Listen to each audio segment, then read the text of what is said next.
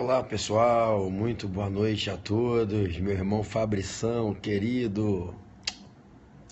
Fala galera, fala minha gente. Fabriçoca, meu parceiro, tô chegando aí no Rio amanhã. Vamos pra Ilha Quinta, irmão.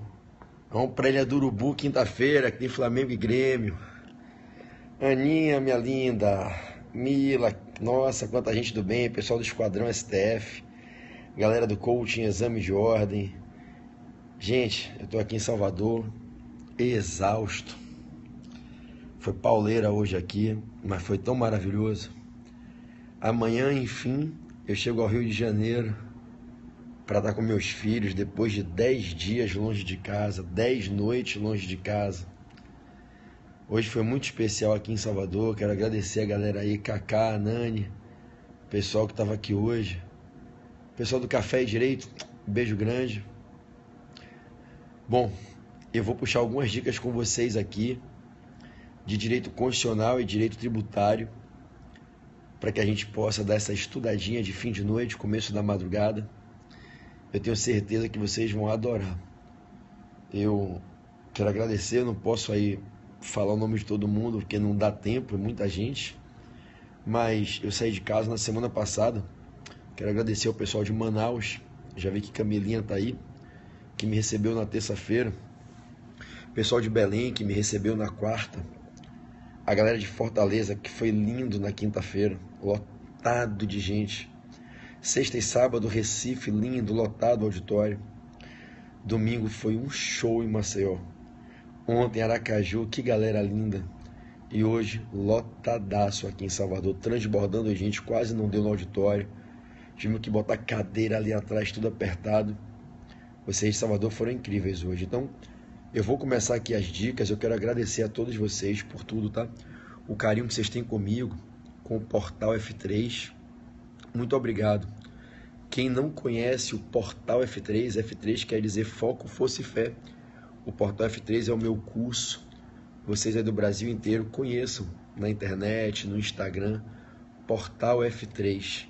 Tem 2 anos aí que eu venho lutando, batalhando todos os dias para construir um grande centro de ensino e venho rodando o Brasil de norte a sul, dando aulas gratuitas, divulgando, ensinando as pessoas, né, a estudar com foco, força e fé. Bom, vamos lá. Galera, a gente vem fazendo aqui um bate-papo, a gente tem um objetivo aqui que é o de chegarmos aos 200 temas. E a gente já foi até o tema de número 36. Eu vou entrar agora com o tema número 37. 37.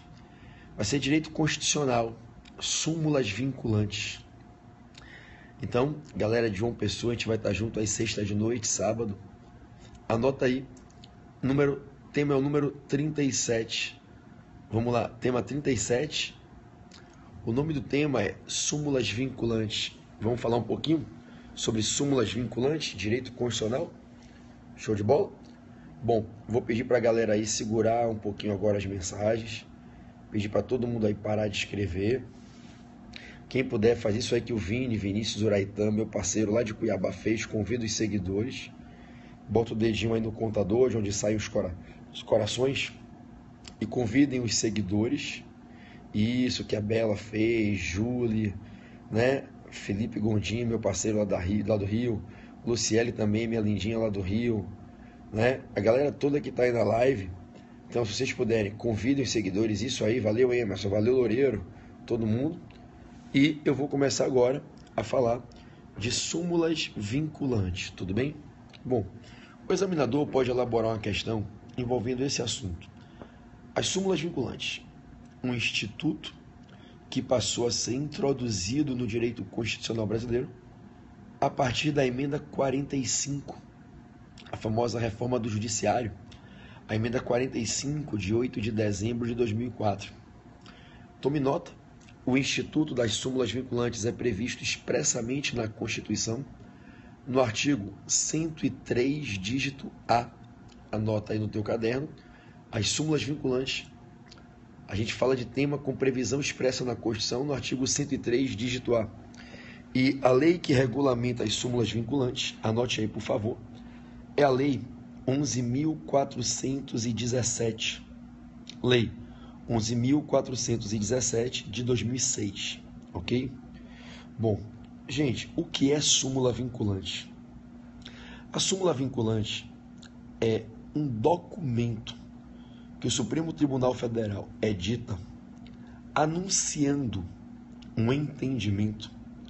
Por isso é um documento de caráter enunciativo, ele anuncia um entendimento que ele firmou, que ele, Supremo, firmou, após reiteradas decisões em matéria constitucional, e que ele não só firmou como entendimento, dominante, que é o entendimento que ele aplica, como ele, Supremo, quer que esse entendimento seja obrigatoriamente respeitado, obedecido e aplicado por todos os demais tribunais e juízes e dentro de toda a administração pública, todo o poder executivo, de todos os entes da federação.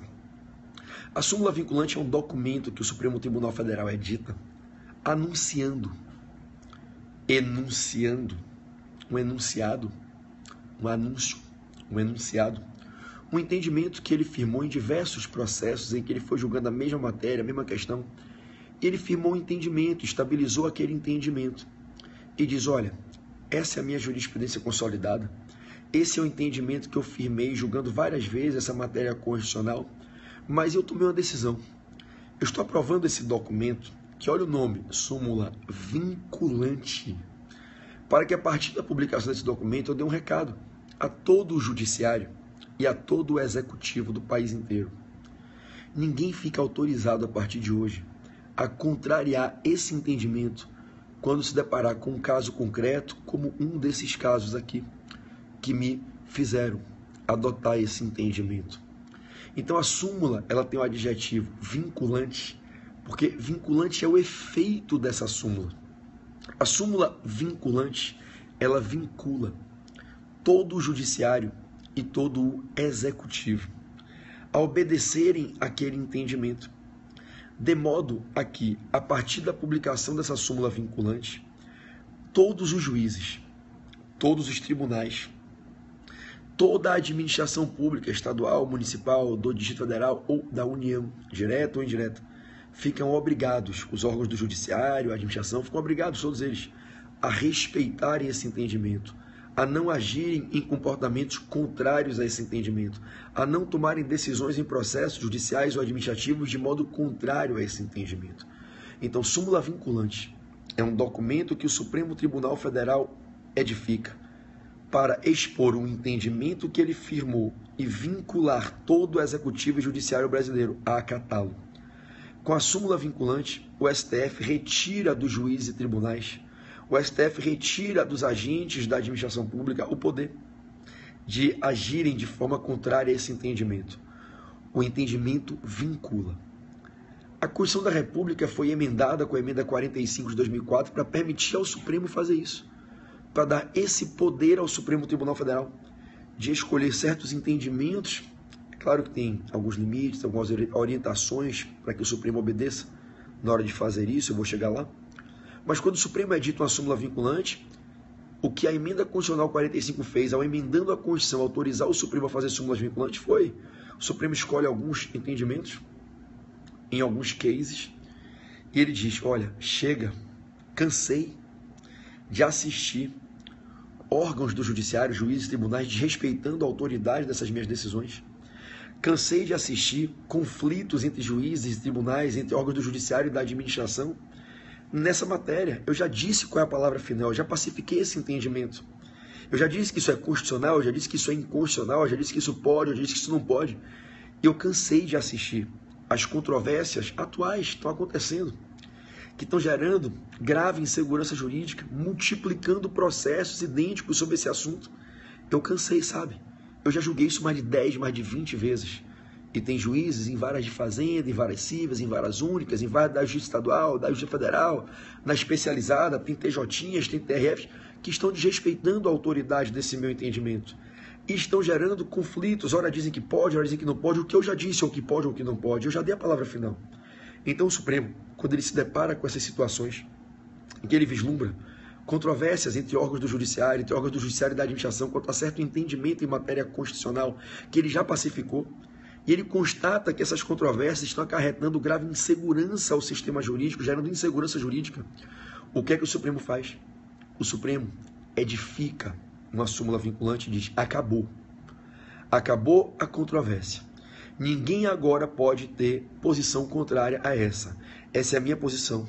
Eu, Supremo Tribunal Federal do país. Essa posição é a que vale, e a partir de agora, todo mundo é obrigado a respeitá-la. E ao editar a súmula vinculante, o Supremo torna obrigatório o acompanhamento daquele entendimento. Ele vincula todo o Executivo e todo o Judiciário a acatar, a aplicar, a cumprir aquele entendimento. Então, quais são os efeitos decorrentes da edição de uma súmula vinculante? Essa vinculação do Executivo e do Judiciário. E essa vinculação significa a obrigação de que o Executivo e o Judiciário acatem esse entendimento e não colidam com ele. A proibição ao Executivo e ao Judiciário de agirem, de decidirem de modo contrário ao entendimento que o STF edificou ali numa súmula vinculante. Quando é que o Supremo deve fazer uma súmula vinculante? Ou de ofício ou porque provocado a fazer? Quando a gente tem esse conflito entre órgãos do Judiciário, em que alguns órgãos estão dando entendimento, outros estão dando outro, e o Supremo já pacificou a questão. E esse conflito entre órgãos do Judiciário ou órgãos do Judiciário e da administração, esse conflito gera insegurança jurídica. Gera a possibilidade de vários processos se multiplicarem no Judiciário. Então o Supremo diz: opa, eu não vou deixar que continue essa controvérsia, esses conflitos e de entendimentos entre tribunais e juízes, entre juízes e juízes, entre tribunais e tribunais, entre órgãos do Judiciário e administração. Então é essa situação conflituosa, em que conflitos de entendimento estão se replicando, gerando insegurança jurídica, gerando risco de multiplicação de processos. Essa controvérsia atual, contemporânea, que está acontecendo, o Supremo diz: porra, eu já me manifestei quanto a isso várias vezes. Será que vocês estão ignorando o meu entendimento? Eu sou o Supremo Tribunal Federal. Então é essa controvérsia atual, em matéria constitucional já pacificada pelo Supremo, gerando insegurança jurídica e o risco de multiplicação de processos idênticos, que faz com que o Supremo edite súmula vinculante. Vocês entendem, meus amados? Então, isso é súmula vinculante, esses são os efeitos dela, e essa é a situação que enseja a edificação de uma súmula vinculante. Tudo bem? Bom, a banca pode fazer algumas perguntas clássicas, são perguntas básicas e clássicas de prova. Primeira delas: a súmula vinculante vincula quem a obedecê-la? Bom, a súmula vinculante vincula todo o Executivo e todo o Judiciário. A Constituição, no artigo 103, dígito A, a Lei 11.417, elas não falam, nem a Constituição, nem a lei que regulamenta as súmulas vinculantes, não falam de se vincular ao Legislativo. Eu lhe peço um pouquinho de cautela com isso. De fato, observe que eu vou pedir que parem os comentários, por favor, para não atrapalhar. Então, de fato, tem sido comum o gabarito nas questões de prova, no sentido de que a súmula vinculante não vincula ao Legislativo. Tem sido habitual que bancas como a CESP, a FCC, a FGV, a ESAF, a SESGRAN-Rio, elas venham adotando um entendimento fiel à literalidade do texto do artigo 103, dígito A da Constituição, e do texto dos primeiros artigos da Lei 11.417, e tem sido o gabarito mais comum nas provas, que súmulas vinculantes não vinculam o Legislativo. Bom, em regra, é isso mesmo. Mas eu queria que você, com muita cautela, tomasse posse de uma reflexão, de uma meditação que eu quero compartilhar aqui, porque se você se deparar com uma questão mais aprofundada, se você que está me assistindo aqui vai fazer um concurso público, pega uma prova específica, uma prova oral, a banca pode lhe apertar um pouquinho quanto a essa questão da vinculação ou não ao Legislativo. E aí preste atenção. O correto, o entendimento mais adequado é no sentido de que a súmula vinculante não vincula o Legislativo no exercício da função típica, que é de legislar. O Legislativo pode fazer uma nova lei e mudar, revogar, alterar o teor daquela lei que ensejou a súmula vinculante. Uma súmula vinculante do Supremo quer dizer, o Supremo tomou um entendimento, formou uma jurisprudência, quer que todo mundo cumpra, não impede que o Legislativo legisle aquela matéria. Inclusive, eu posso, por uma emenda constitucional, mudar uma Constituição para autorizar aquilo que o Supremo vinha entendendo que não cabia. e editou súmula vinculante dizendo é inconstitucional, não pode, aí eu mudo a Constituição e passo a autorizar. Então, no exercício da função típica, que é a função legislativa, é claro que o poder legislativo não fica vinculado ao entendimento de súmula vinculante. E é nesse sentido, porque eu vou aprofundar aqui o comentário, é nesse sentido que a gente diz que súmulas vinculantes não vinculam o legislativo. De fato, no exercício da função típica, súmula vinculante não proíbe o legislativo de legislar, de mudar entendimento. E, inclusive, isso pode provocar a necessidade de revisão ou até de cancelamento da súmula vinculante. Ok? Agora, na função atípica, não tem por que proibir. Não tem por que ser radical e dizer que a súmula vinculante não vincularia o legislativo. Imaginemos o seguinte, a súmula que proíbe o nepotismo. Será que o Poder Legislativo poderia, ao fazer contratações de pessoas, de agentes, para integrar o quadro de pessoal interno do Legislativo, poderia violar a proibição de nepotismo? Eu entendo que não. Eu entendo que a súmula vinculante vincula. Então, há um entendimento que você deve levar para provas discursivas e prova orais de concurso, e que você deve tomar um cuidado se vier numa questão de prova objetiva, um detalhamento maior, uma alternativa muito bem explicada. Há um entendimento que vem sendo compartilhado por vários colegas na doutrina, de que a súmula vinculante não vincula o Poder Legislativo no exercício da função típica. Mas no exercício da função atípica, o Poder Legislativo deve acatar o entendimento firmado pelo STF, que tem efeito vinculante, não podendo enfrentar a autoridade das decisões do STF. Então, levem esse trunfo na manga, porque se vocês pegarem a questão muito bem detalhada, no enunciado, numa das alternativas na prova, eu acredito que a banca dê como gabarito essa afirmação, tá? Que a súmula vinculante vincula o executivo, vincula o judiciário e só vincula o legislativo na função típica, não vinculando na função atípica. Tudo bem? Professor, e se o enunciado não fala nada? Se o enunciado disser súmula vinculante vincula o legislativo, vincula o judiciário, vincula o executivo e não vincula o legislativo. Essa é a regra. Essa é a regra. O gabarito das bancas tem sido nesse sentido, de que a súmula vinculante não vincula o legislativo. Tudo bem? Então a regra é que o gabarito vai dizer, conforme a letra do texto da lei, 11.417, a letra do texto da Constituição, no artigo 103, dígito A, que súmula vinculante só vincula o executivo e o judiciário. O Supremo, para editar uma súmula vinculante, ele pode fazer de ofício, o próprio STF querer fazer a súmula vinculante, ou ele pode acatar um pedido de elaboração de súmula vinculante, que é quando a gente diz que é por provocação. E aí a banca pode fazer algumas perguntas do tipo: qual é o quórum de ministros que tem que concordar com o feitio da súmula vinculante? Seja por uma proposta de um dos próprios ministros, iniciativa de ofício do próprio Supremo, ou por uma provocação, um dos legitimados, que já já eu vou lembrar quem são. Então, se um dos legitimados, por exemplo, o presidente da República, o procurador-geral da República, o defensor público-geral da União, se um dos legitimados pede ao Supremo que faça uma súmula vinculante para acabar com a controvérsia que está acontecendo, que está gerando insegurança jurídica entre órgãos do judiciário e da administração, um dos legitimados pede ao Supremo para fazer uma súmula vinculante, encaminha uma PSV, uma proposta de súmula vinculante. Ou um dos ministros da Casa encaminha uma proposta ao plenário. Qual é o quórum exigido mínimo de ministros para aprovar? 2/3. Somente através da concordância de 8 dos 11 ministros, quórum de 2/3, é que se pode aprovar para, enfim, editar uma súmula vinculante. Esse quórum é o mesmo que se exige para, revisando, modificar o texto e ainda para cancelar, se for o caso, súmula vinculante. Poxa, obrigado aí pela lembrança, pelo carinho. Vou tomar um gole de água mesmo. Hoje eu dei 9 horas de aula, né? Falei pra cacete. Aliás, eu estou há quase 15 dias dando aulas de 9 e 10 horas. Cada dia numa cidade diferente do Brasil. Lotando aí os auditórios, feliz com o carinho que vocês têm com o meu trabalho, com o Portal F3. Isso aqui é fundamental, né? Eu já estou ficando rouco mesmo.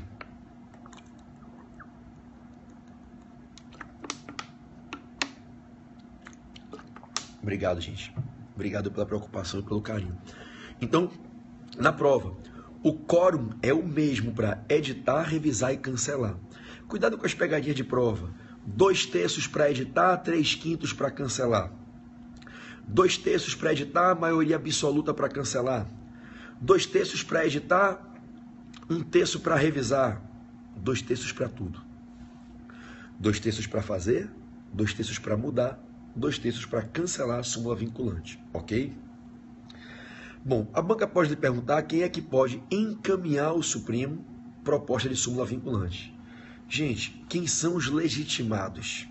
Quem são os legitimados que têm essa liberdade de provocarem um possível feitio de súmula vinculante? Bom, a gente tem aqueles que são os legitimados à propositura das ações de controle.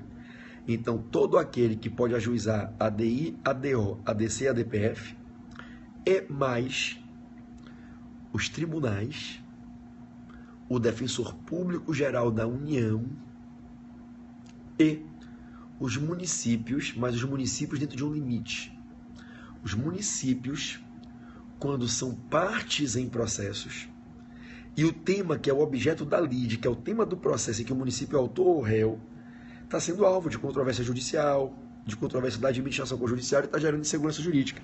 Então, quanto àquele tema envolvido no processo em que o município é parte, ele pode incidentalmente, no curso do processo, dizer: Supremo, pelo amor de Deus, faça uma súmula vinculante nesse tema. Está me dando desgaste, são vários processos que eu estou tendo que atuar como autor, como réu.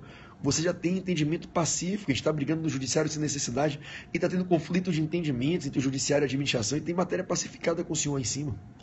Então o município, ele pode, incidentalmente, no curso do processo em que ele está litigando, quanto ao tema do processo, ele pode propor para esse tema uma súmula vinculante para o Supremo. Ele pode pedir ao Supremo que faça súmula vinculante. Então quem é que pode, se cair na sua prova, propor súmula vinculante? Os mesmos legitimados, que eu vou lembrar quem são, tá? Ao ajuizamento de ADI, ADO, ADC e ADPF. Então, aqueles que podem ajuizar ADI, ADO, ADC e ADPF. Os tribunais superiores, TJs, TRFs, TRTs, TREs, tribunais militares, todos os tribunais. Ok? Abaixo do Supremo, até porque o Supremo pode de ofício, todos os tribunais. Então, quem é que pode propor súmula vinculante? Vamos lá? Os mesmos legitimados ao ajuizamento de ação de controle, os tribunais, todos, tribunais superiores, tribunais de segunda instância, ok? Todos, TJ, TRF na segunda instância da Justiça Comum, TRE, TRT, tribunais militares na segunda instância da Justiça Especializada, e todos os tribunais superiores, TST, STM, TSE, STJ. Então, os mesmos legitimados à propositura de ação de controle, os mesmos legitimados à propositura de ADI, ADO, ADC e ADPF. Além deles, os tribunais, todos os tribunais. Além deles, o Defensor Público Geral da União. E ainda, e também, os municípios, mas os municípios apenas, quanto a um tema que é objeto da lide no processo em que eles estão atuando e durante o processo, incidentalmente no curso do processo, eles podem pedir ao Supremo que façam súmulas vinculantes, quanto ao tema do processo. Ok? Então, quem é que pode propor súmula vinculante? Os legitimados à propositura de ações de controle, todos os tribunais, o Defensor Público Geral da União, os municípios nos processos em que estão atuando quanto ao tema que é objeto do processo. PB, e quem são os legitimados à propositura de ação de controle? Eu tenho certeza que vocês lembram daquele mantra, os 3 chefes nas 3 mesas com PACOM. Os 3 chefes nas 3 mesas com PACOM são os que podem ajuizar a ação de controle. Os 3 chefes nas 3 mesas com PACOM são os que podem ajuizar ADI, ADO, ADC e ADPF. Esses, os 3 chefes nas 3 mesas com PACOM, eu vou dizer quem são, podem propor súmula vinculante.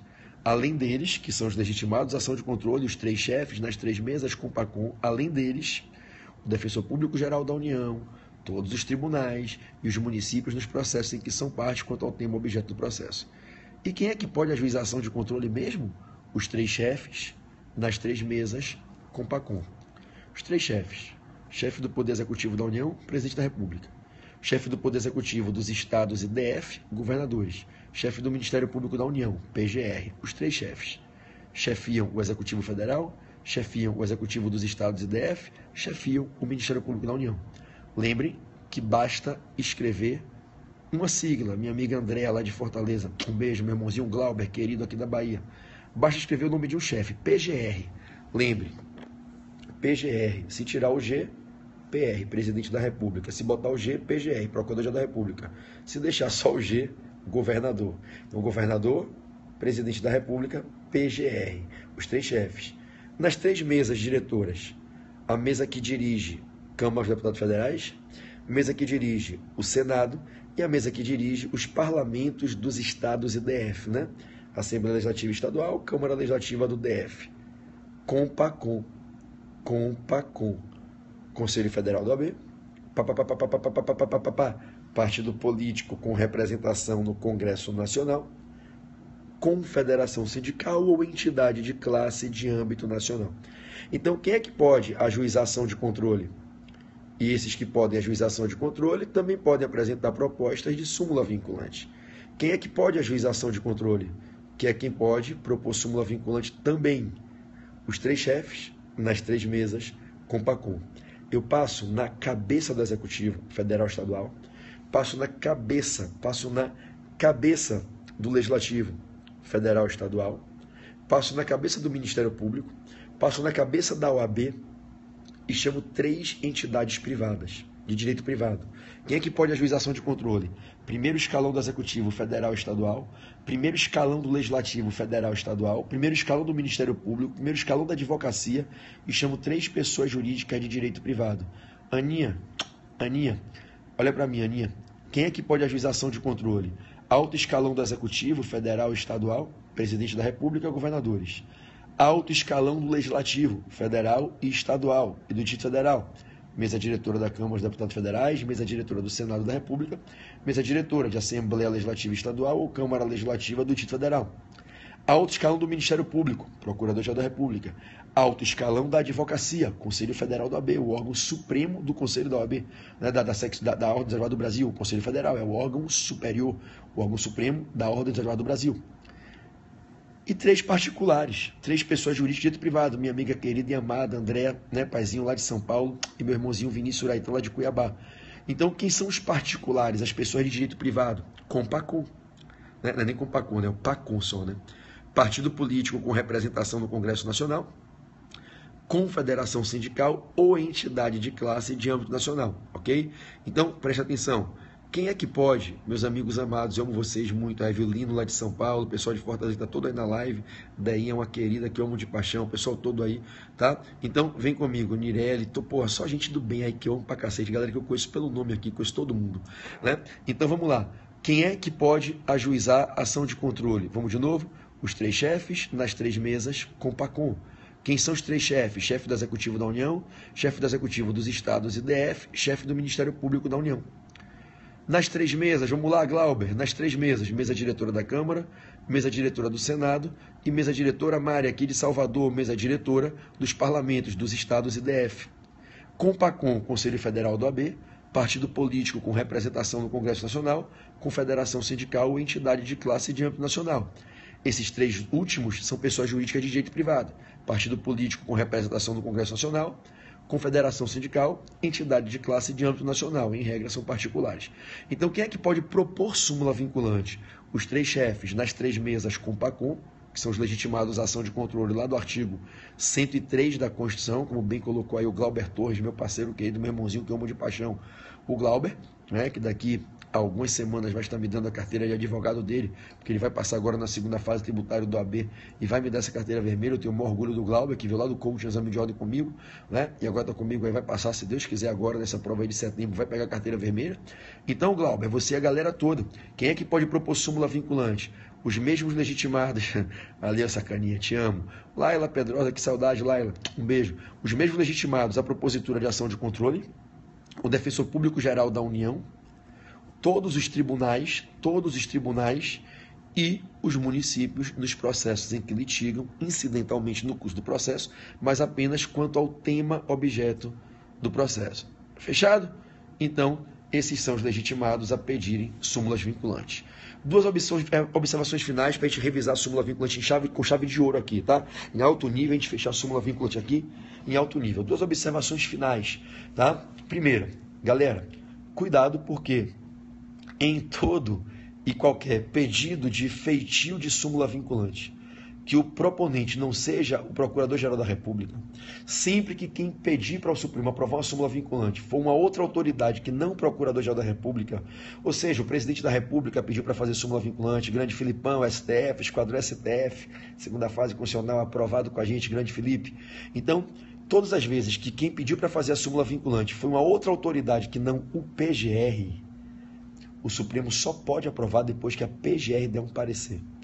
Então o PGR participa de todas as súmulas vinculantes, ora como autor da proposta, ora como alguém que é consultado, ok?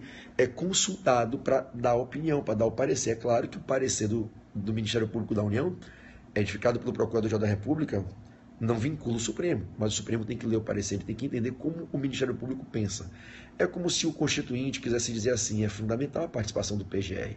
Então, beleza, Glauber, é um parecer, como a maioria, não são todos, mas a maioria dos pareceres tem caráter opinativo e não vinculativo. Não é isso? Então, é exatamente isso aí, beleza? Então, galera aí do curso Juros, do meu amigo Franzé aí de Fortaleza, vai passar geral. Então, se liga junto comigo. O PGR tem que ser ouvido, né? Ele tem que dar o parecer em toda e qualquer proposta de súmula vinculante que foi encaminhada por outras autoridades. Tamo junto? Tamo junto. Maravilha. E a última de súmula vinculante que eu queria destacar com vocês aqui, tá? Se o entendimento de uma súmula vinculante não for respeitado, se houver a diária desrespeito ao entendimento de súmula vinculante, existe uma ferramenta jurídica adequada para que você possa reclamar diretamente no STF, ajuizando, Belinha, uma ação lá diretamente no STF, para pedir ao STF que anule o ato da administração que está desrespeitando, aplicando equivocadamente, enfrentando o entendimento de súmula vinculante, ou cassar a decisão judicial que está indo contrária à súmula vinculante. E o Glauber já digitou aí a resposta, é a reclamação constitucional. A reclamação constitucional, Letícia, é a ferramenta jurídica adequada para viabilizar um questionamento ao Supremo, um pedido ao Supremo, que anule o ato do Executivo contrário à súmula vinculante ou que casse a decisão judicial contrária. Então você pode ir direto ao STF através da famosa reclamação constitucional. Ela tem previsão lá no artigo 103, dígito A, parágrafo 3º da Constituição. 103, dígito A, parágrafo 3º da Constituição. E a reclamação constitucional passou a ser regulamentada no CPC, tanto que agora a gente vem brincando, né, que a gente tem que evitar falar reclamação constitucional e falar só reclamação, porque agora a gente tem um enquadramento no CPC, né, mas dificilmente vai mudar o nome, dificilmente a galera vai perder o vício de chamar de reclamação constitucional. Né? A reclamação constitucional é regulamentada no CPC, artigos 988 a 993, aqueles últimos 6 artigos antes do capítulo dos recursos, né? Recursos são aqueles 50 artigos finais do CPC 994 ao 1044. Do 988 ao 993, a gente tem aqueles 6 artigos finais ali, que antecedem os recursos, em que o legislador processual maior, o Estatuto Processual traz a regulamentação da reclamação, tá? E na lei de súmulas vinculantes, viu, moçada, que é a lei 11.417 de 2006, que regula as súmulas vinculantes, o artigo 7º da lei 11.417 expressamente registra lá que cabe reclamação em face do desrespeito, da má aplicação, da aplicação errada do entendimento de súmula vinculante. Tudo bem? Então, se cai da prova, o nome do remédio jurídico adequado para questionar no Supremo o desrespeito, a má aplicação, a aplicação errada, a desobediência a uma súmula vinculante é a reclamação constitucional. Tudo bem?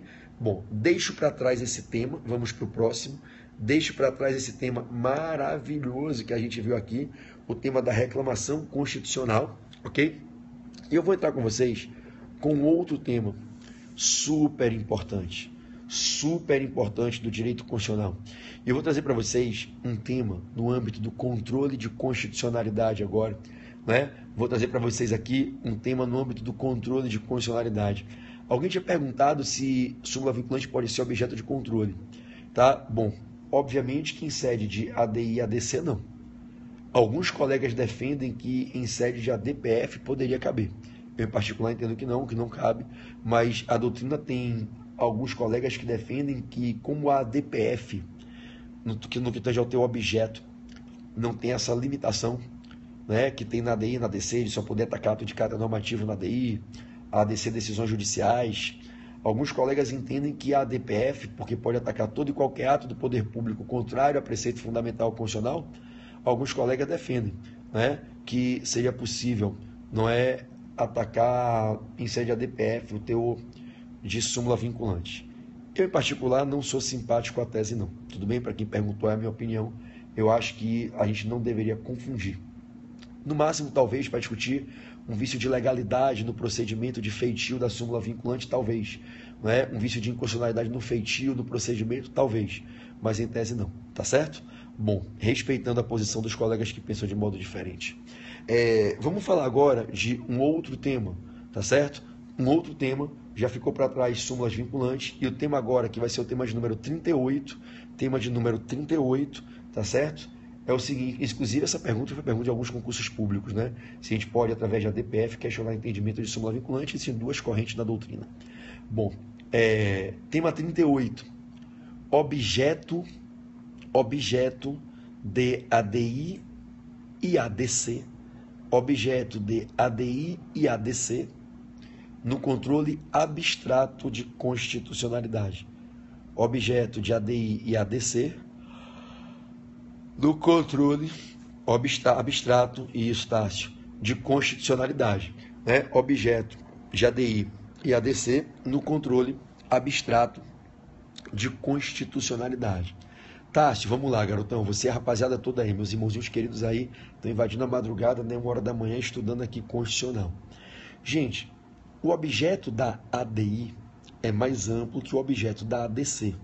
Não é? O objeto da ADI é mais amplo que o objeto da ADC. Acorda, porra, tu é um filho da puta, né, Glauber? Eu tô aqui fudido, dei quase 10 horas de aula hoje.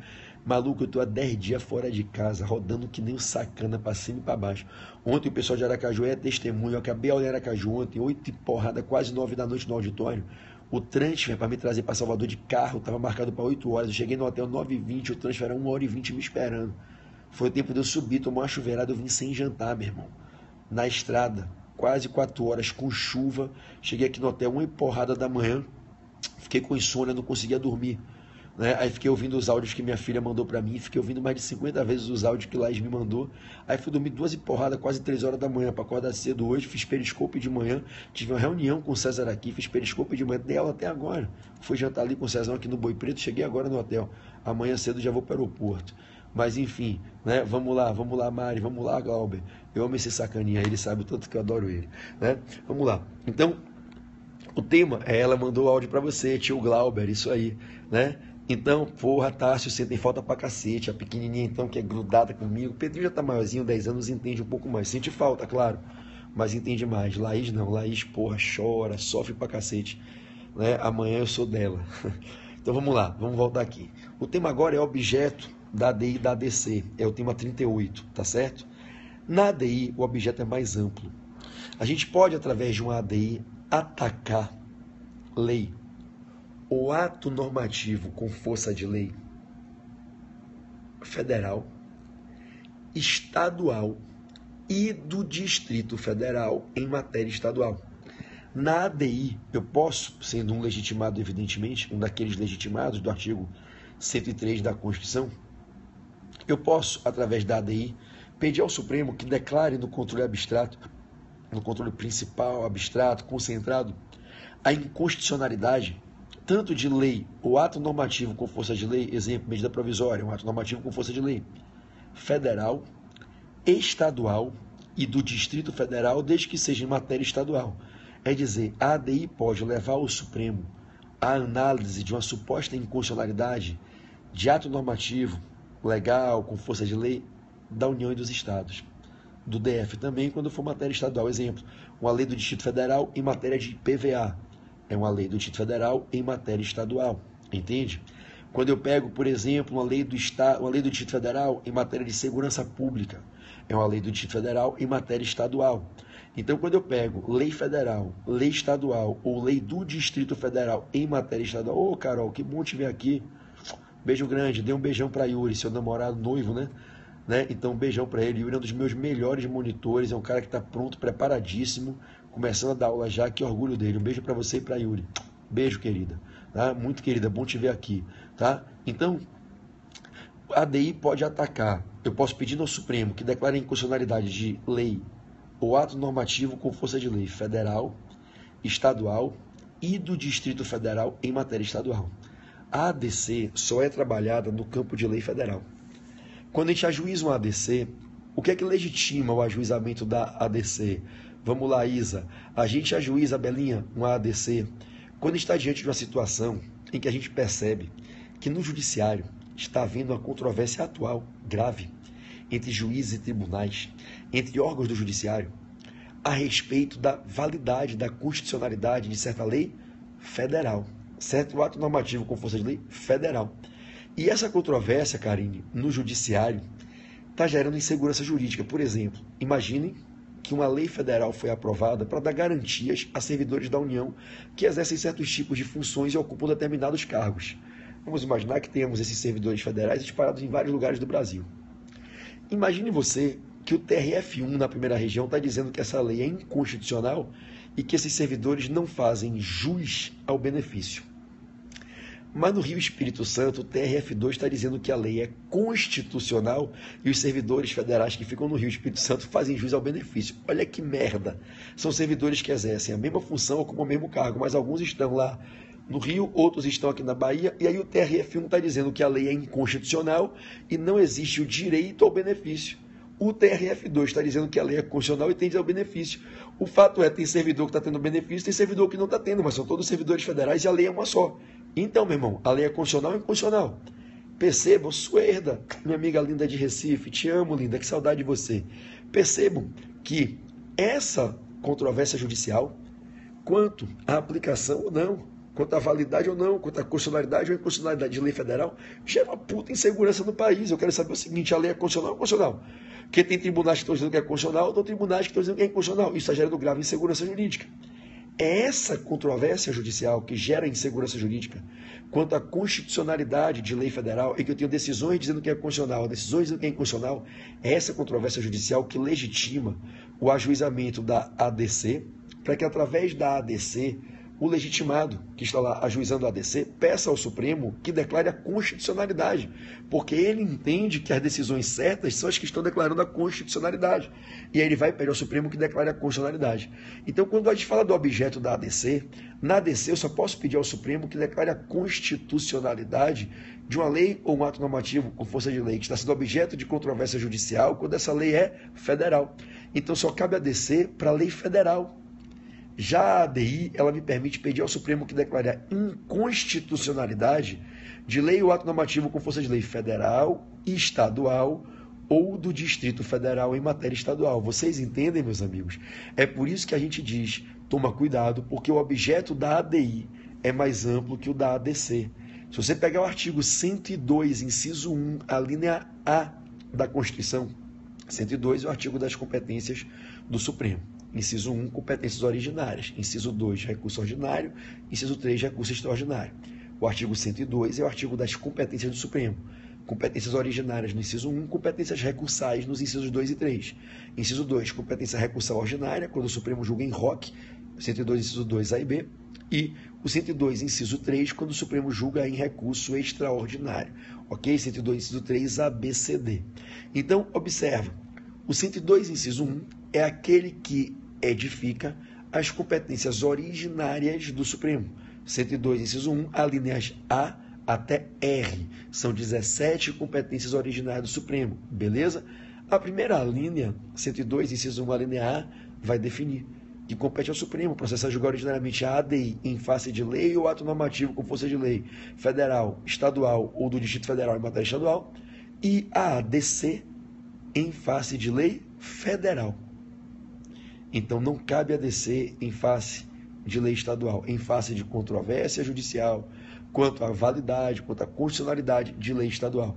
Só cabe ADC quando a controvérsia judicial, o conflito no judiciário é em torno da validade de lei ou ato normativo que fosse lei federal. ADI, lei federal, estadual ou do DF em matéria estadual. ADC, só lei federal. A gente sabe, para quem já estudou com um pouquinho de maior aprofundamento, para quem já viu lá no portal F3 os meus módulos, para quem já pegou um módulo completo meu de constitucional, porra, tem mais de 200 horas de aula minha de constitucional no portal, né? Institutos bem aprofundados, eu tenho um módulo de controle de quase 30 horas, né? Quem já pegou isso sabe que para questionar controvérsia judicial a respeito da validade de lei estadual, a gente tem a ADPF substitutiva de ADC. Não é ADC, é a DPF substitutiva de ADC, porque a ADPF entra, a princípio da subsidiariedade, em tudo aquilo que não entra a ADI, a ADO e a ADC. Então a gente sabe que existem vários colegas da doutrina que defendem o cabimento da ADPF substitutiva de ADC para questionar no Supremo, em abstrato, a controvérsia judicial sobre a validade de lei estadual. Agora, ADC não. ADC só para lei federal. Estamos juntos? Então, ADI, lei ou ato normativo com força de lei federal, estadual e do DF em matéria estadual.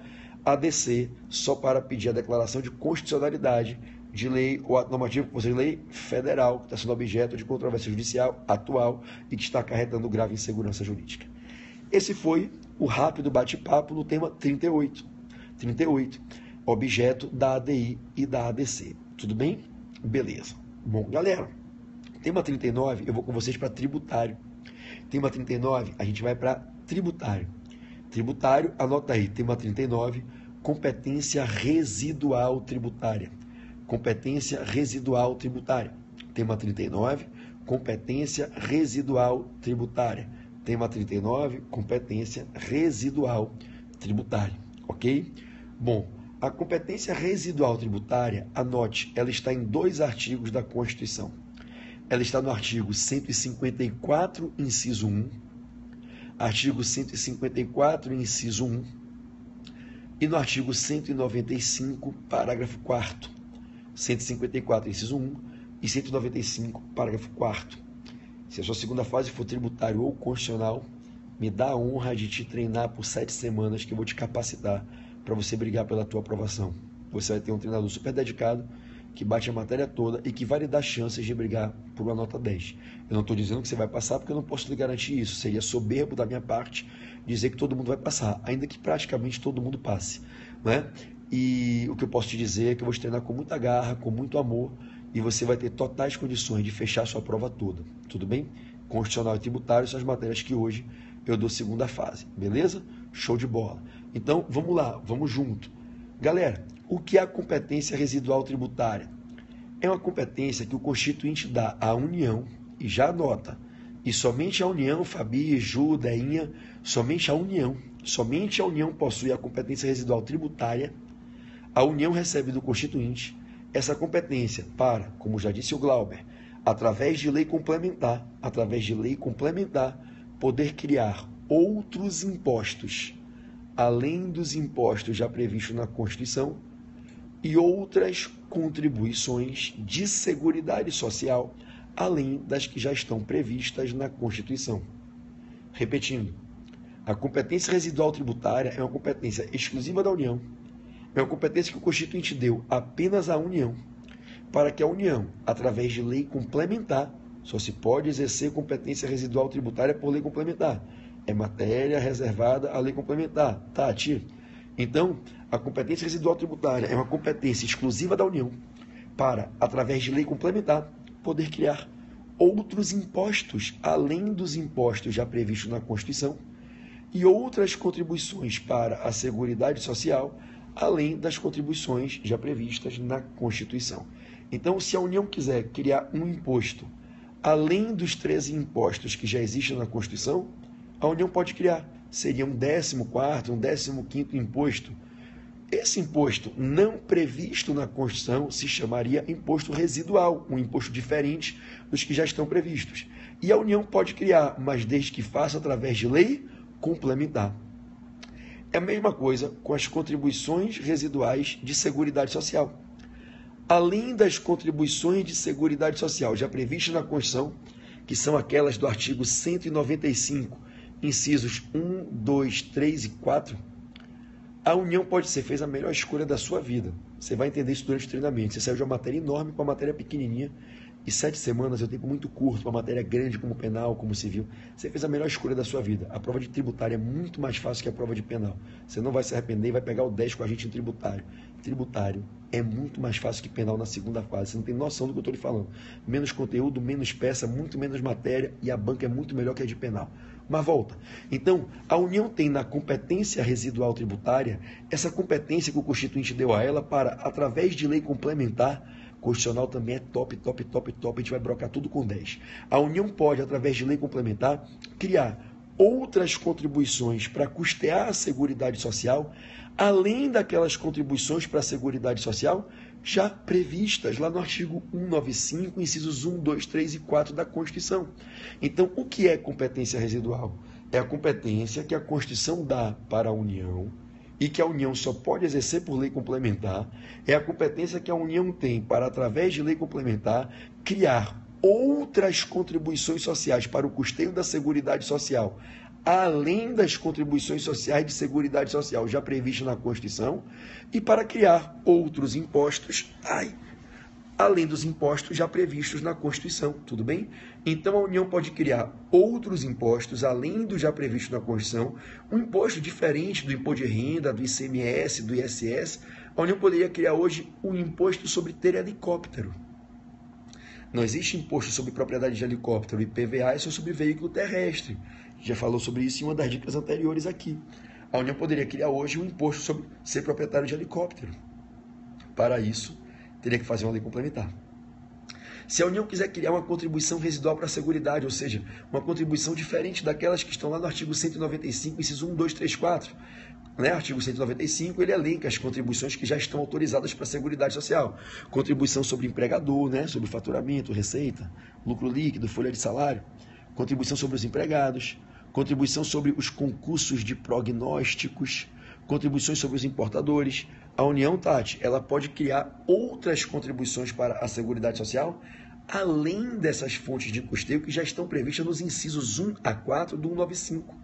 Nos incisos 1 a 4 do 95, a gente encontra as contribuições já previstas na Constituição. Além delas, o parágrafo 4º do 195, o parágrafo 4º do 95, Glauber, ele autoriza que a União, por lei complementar, crie outras.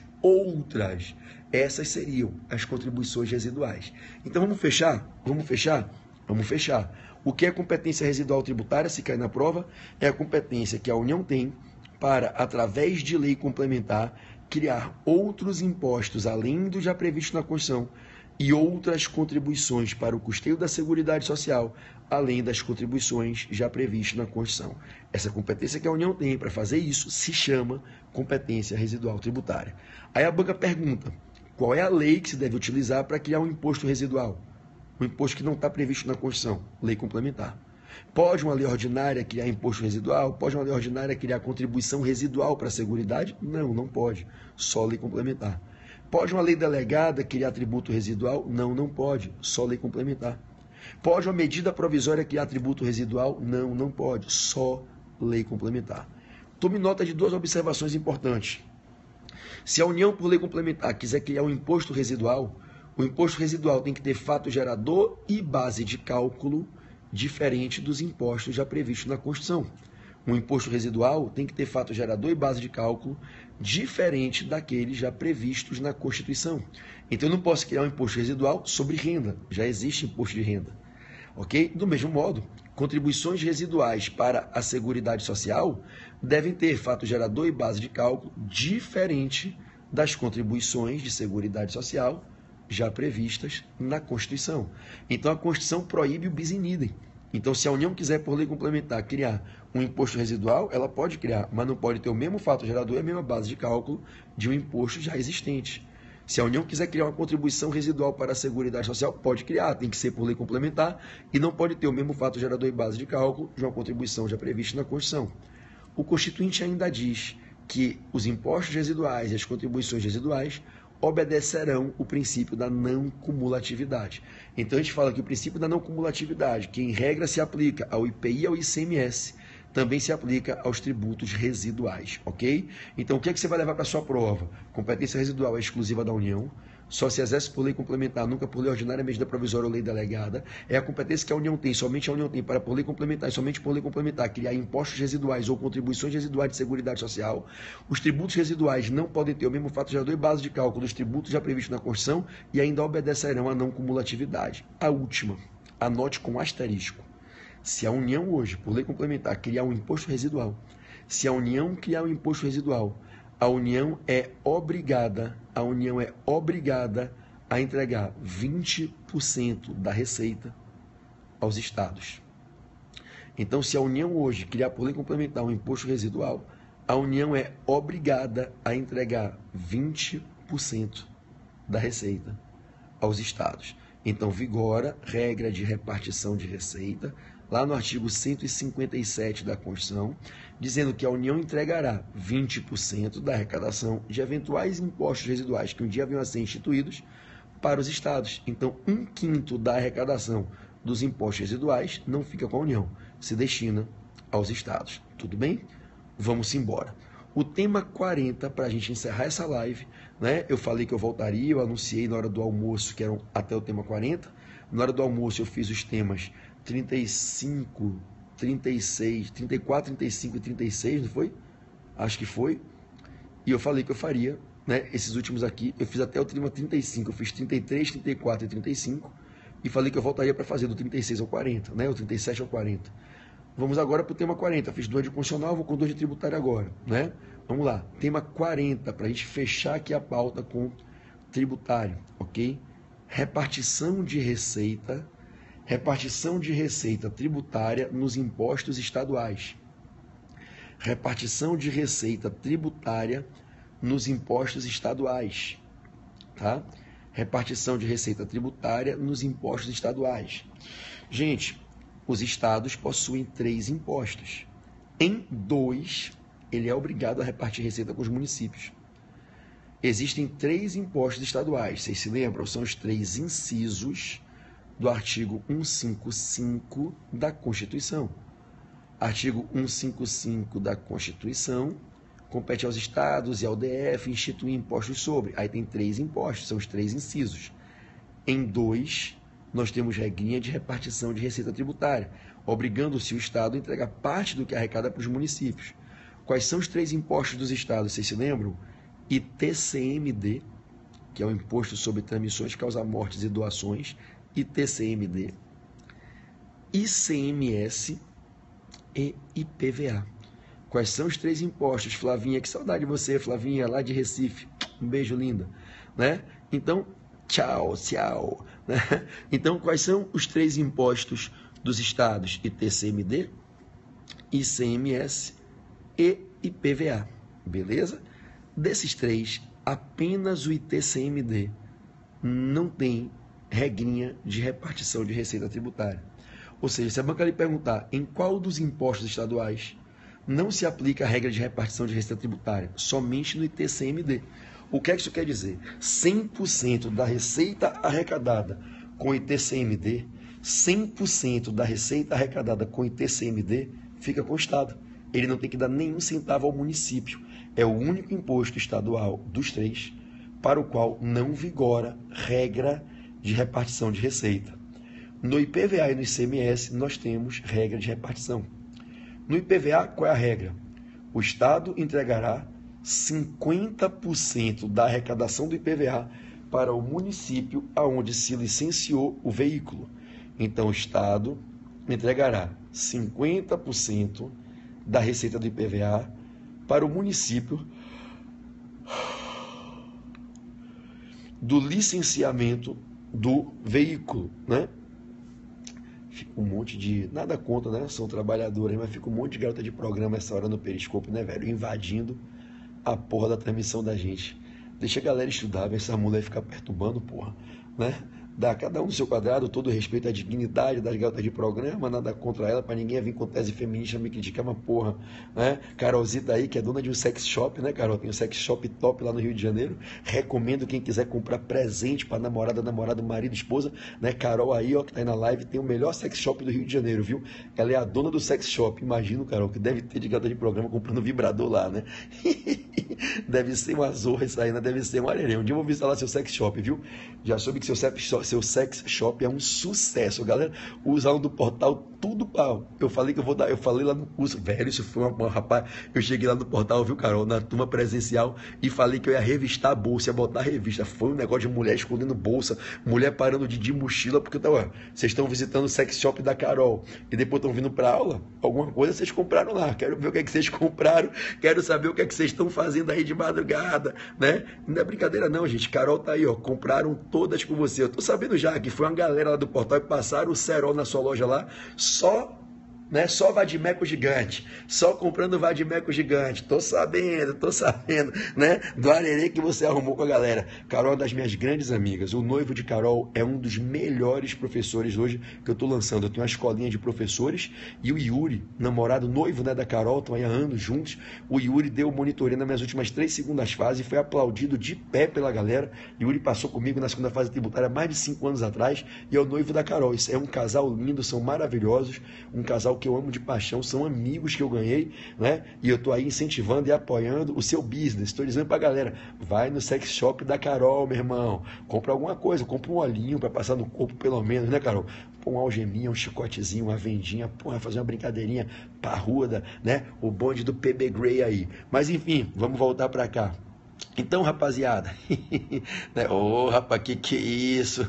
Né? Então, vamos lá. Rapaziada, todo mundo voltando aqui. Então, na repartição de receita, 50% do IPVA se destina ao município do licenciamento do veículo, né? Ó, mais uma. Ela não fala português, não entende porra nenhuma, por favor. Eu bloqueio, senão ela fica entrando toda hora aqui. Tudo garota de programa aí, né? Então, vamos lá. Então, não sei o que é que essas porras, a mulher ficam procurando a minha live, velho. A mulher vê a live com 100 pessoas aqui, 200 pessoas, aí fica entrando para arrumar cliente. Vê se pode. Eu quero ensinar direito constitucional, direito tributário, é a mulher aqui perturbando os concurseiros. Não caiam nisso, que isso é armadilha do bichinho da reprovação. Isso é o diabo. Olha, Deus inventou o PB para estar dando dica de madrugada, o diabo botou as GPs aí para estar aqui perturbando a porra do periscope. Não caiam na pilha. Quando você vê essa mulher, corre, não segue, não vai atrás. Já bloqueei. Quem estiver na reprise não vai estar entendendo nada, porque quando eu bloqueio, exclui o comentário. Você que está na reprise, são as garotas de programa que ficam aqui convidando os caras para ficar seguindo. E eu fico bloqueando toda, não deixo nenhuma se criar aqui, né? Depois mando mensagem pedindo desculpa no privado, né? Mentira, brincadeira, não mando não. Brincadeira, pelo amor de Deus, não mando mensagem nenhuma não. Então, vamos lá, vamos voltar, né? PB na madruga, altas horas, sem censura, né? Vamos embora. Então, rapaziada, se cair na prova, IPVA 50% vai para o município e o ICMS, no ICMS 25%. 25% se reparte entre os municípios, dentre os municípios. Então, olha a diferença para vocês não errarem na prova o tema 40. Vai que cai o tema 40, todo mundo, PB, caiu a questão da garota de programa, a repartição da receita. Então, olha para cá. Se cai na prova, o Estado não tem que dar nada do ITCMD, o Estado tem que dar 50% do IPVA para o município certo, é o município do licenciamento do veículo. E no ICMS, o Estado reparte 1/4 do ICMS estadual com todos os municípios do Estado. Então, o Rio de Janeiro, que tem 92 municípios, ele reparte 1/4 do ICMS dele, 1 a cada R$4 de ICMS que o Estado do Rio de Janeiro arrecada. Ele reparte dentre os 92 municípios do Estado do Rio de Janeiro. A Bahia, que tem 417, se eu não me engano, municípios, reparte 1/4, 25% da sua arrecadação de ICMS com os 417 municípios. Numa próxima live, eu vou lhe explicar como é que se reparte esses 25% do ICMS. O critério proporcional e o critério discricionário para te ensinar o famoso ICMS ambiental, o ICMS verde, que pode cair em sua prova, já caiu no exame de ordem na prova de ambiental. Aí, numa próxima live, eu explico como que se divide esse percentual de 25% do ICMS dentre todos os municípios. Tem 2 critérios para a divisão, o critério proporcional e o critério discricionário. Até 1/4 desses 25% pelo critério discricionário, no mínimo 3/4 pelo critério proporcional. Eu explico isso numa próxima live. Moçada, chegamos ao tema 40, estou super feliz. Amanhã eu já estou indo para o Rio. Eu vou tentar do aeroporto de manhã, vocês ficam espertos aí quando tocar o periscope. Eu vou tentar do aeroporto, tá? Puxar uma outra live. Eu sei que vocês estão esperando a minha live sobre poliamor. Eu sei que está todo mundo mandando mensagem pedindo para eu fazer a live sobre poliamorismo, sobre a poligamia, a poliandria. E mais uma, ó, olá, mais uma. Hola, tudo bem? Muy buenas noches, muchacha. Nosotros estamos a estudar derecho. Muy buenas noches. Que Dios abençoe a ustedes. Então, amigos, né? Eu vou preparar com carinho essa live. Tchau! Bloqueada! Como a maioria das pessoas vive. para que não mais passemos parte do pouco tempo que temos na vida julgando pessoas. O Jesus do qual eu sou seguidor e creio que muitos de vocês também pediu que apenas nos amemos e não julguemos. Independente de como queiramos ser felizes, se não estamos fazendo mal a ninguém, que apenas sigamos a nossa livre autonomia existencial. E é preciso que a gente amadureça para a gente ter a capacidade de parar de julgarmos, pararmos de julgar pessoas, de condenarmos pessoas, porque simplesmente não são como nós achamos que é o modelo ideal e correto de ser. Então eu vou puxar muito em breve com vocês essa live para a gente falar sobre polipaternidade, polimaternidade, poliafetividade, poliparentalidade, poliamor. Uma pessoa pode sim amar mais de uma pessoa e pode sim constituir mais de um vínculo com afeto, com comprometimento, com perspectiva de continuidade, com fidelidade, com lealdade dentro daquela relação. A gente vai voltar a esse tema mais em breve e eu vou ensinar muita coisa bacana, ou compartilhar para não ser soberbo, ensinar. Eu vou compartilhar reflexões com vocês, com um propósito único: estimular a quebra do preconceito, estimular a quebra da intolerância, estimular que reflitamos se realmente não merecemos. Uma reflexão para que a gente paremos de julgar, paremos de condenar, paremos de dizer que o outro é errado somente porque ele é diferente da gente, ok? Bom, meus amados, que o bom Jesus vos abençoe ricamente. Eu acho que todos vocês que estão aqui, né? O Glauber, você vai se fuder. Ele tá falando do anel da aliança, viu? O outro anel, meu irmão, 39 anos intacto. Nada contra quem gosta, né? De compartilhar anel. Eu até defendo aí a liberdade para cada um. Mas cada um com o seu anelzinho. O meu papito até hoje tá lacradinho, tá bom, Glauber? Você faça o que você quiser com o seu anel e salve o poliamor, salve a homoafetividade, salve a felicidade. Que todos sejam livres para amarem como quiserem, menino com menino, menina com menina, todo mundo com todo mundo, cada um só com o seu. Cada um é livre para escolher o seu caminho. Tudo bem? Moçada, olha, foi um prazer passar essa noite com vocês. Eu acho que vocês conhecem meu Instagram. Se tiver alguém que não conhece, tá certo? Se tiver alguém que não conhece, segue lá. O Instagram Pedro Barreto, Portal F3. Meu Instagram é bem bacana, eu acho que vocês vão gostar. Pedro Barreto, Portal F3. Loureiro, quinta tamo na ilha, tô lá com meus filhotes. Vou com Lu, Laís e Pedroca pro jogo do Mengão quinta-feira, né? Tomara que a gente siga invicto na ilha, tá? Então, um grande beijo a todos vocês, que vocês tenham uma noite de muita paz. E quem for concurseiro guerreiro, tá na disposição? Irmão, não deu nem 2 da manhã ainda. Vamos cair para dentro das aulas, vamos cair para dentro dos livros. Quem está na pressão, quem está aí com café, quem está aí com Red Bull, cai dentro, meu irmão. Que é na madrugada que a gente constrói a diferença. É na madrugada que a gente faz a diferença. Cai dentro, já virei muita madrugada de o sol sair, meu irmão. Eu tá ali, ó, com minha olheira, com um copo de café virado no peito ali, resistindo. O pilô já esgotado, o livro todo resumido. É assim que a gente faz a diferença. Pagando preço. A atitude extraordinária que leva ao resultado extraordinário. É a superação que leva à consagração. A superação é a matéria-prima da consagração. Não tenha dúvida que é na medida da sua dor que você vai ter os seus melhores sorrisos. As dores e lágrimas e cicatrizes que te acumulam são nada mais do que insumos, matéria-prima do processo fabril das nossas melhores conquistas. No pain, no gain. Não há ganho sem dor. Não há resultado extraordinário sem sacrifício extraordinário. Ninguém chega ao topo da pirâmide colocado de paraquedas. Tem que subir. E essa subida coloca você no meio de avalanches, tomando coice, tomando porrada. E é esse o caminho, não tem outro. Joga o jogo.